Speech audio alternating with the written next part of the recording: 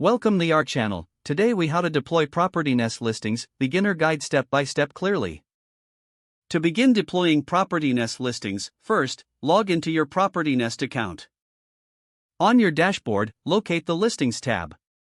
Click on the Listings tab to access your current property listings. If you are creating a new listing, select the Add Listing button.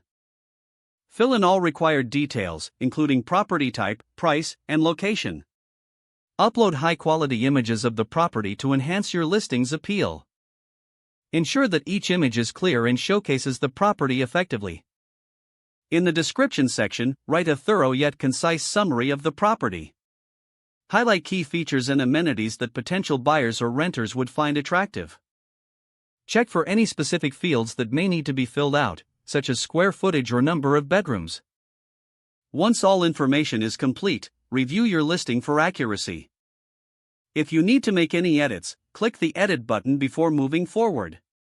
When satisfied, look for the Publish button to make your listing live. Confirm that you want to publish the listing when prompted.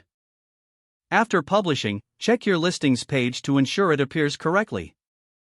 You can also share the listing on social media platforms for broader exposure. Monitor your listing for inquiries and be prepared to respond promptly.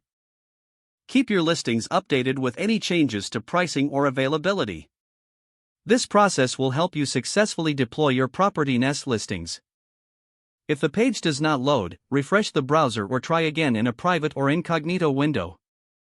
Make sure you are using the correct email address, then retype it carefully to avoid small typos. If your password is not accepted, use the reset option and create a new strong password you can remember. Check your spam folder for verification or security emails, then complete any requested confirmation steps. Enable two-factor authentication if available to improve account security and reduce unauthorized access risk.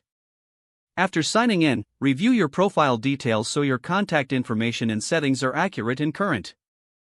If you see an error message, note it down and try again after restarting your device and internet connection.